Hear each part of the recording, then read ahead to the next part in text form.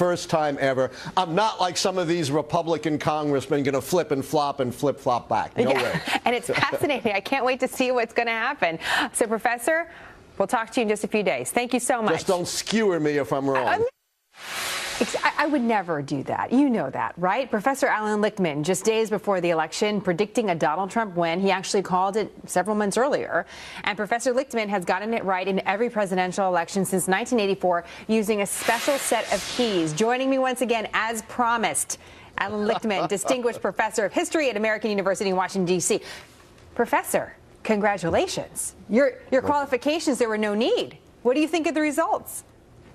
Well, you know, I feel vindicated in this sense that I demonstrated that to understand elections, you've got to look at the deeper forces that drive the outcomes. My system doesn't look at polls. It forgets the pundits. It doesn't look at the day-to-day events of campaigns. It looks at the patterns of history, indicating that elections are primarily judgments on the strength and performance of the party holding the White House. And as we discussed, my system revealed the vulnerabilities of the incumbent Democrats, despite all of the issues with Donald Trump and the Donald Trump campaign. I'm also very pleased to see the polls get a comeuppance. Not the pollsters, but the polls. Polls are not predictors. They are abused and misused as predictors. They're snapshots at a given point in time, and you don't know where they're going to stand at another point. In addition, they all have to screen for likely voters, and they don't know who is actually going to vote. So when they say the error margin is plus and minus 3.5%, that assumes everything else is right, including the likely voter screen. So the real error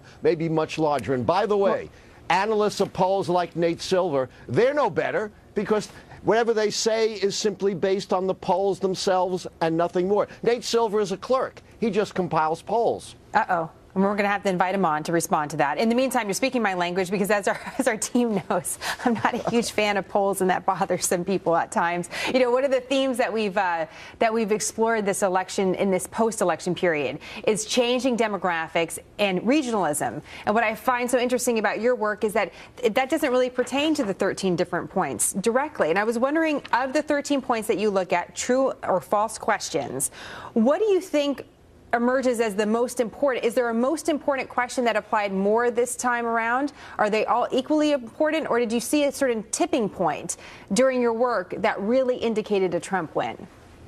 Jenna, I'm going to part the curtain and reveal the secrets of the magician. The secret is that all my keys are equally weighted.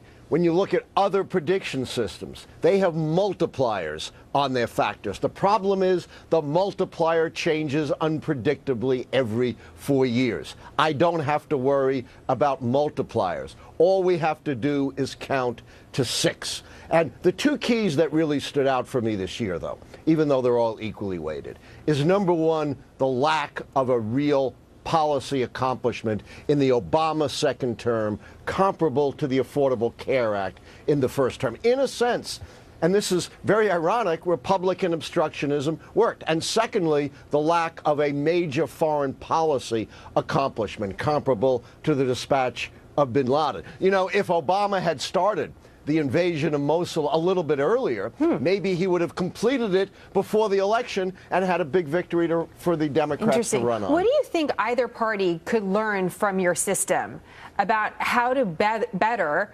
campaign and have more success?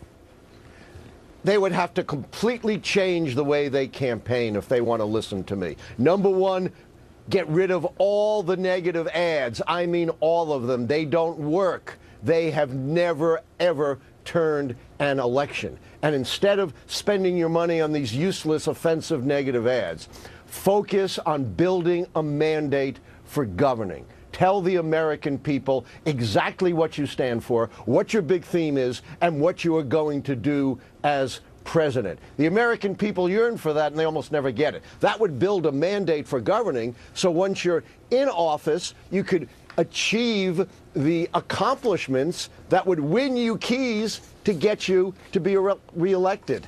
The way we campaign now doesn't really build a basis for governing. Interesting. Very well. Make America Great Again, though, seems to fit some of that, what you're talking about. You don't have any sort of questions like this for the lottery or for the Super Bowl or anything? I mean, I was just curious if there's...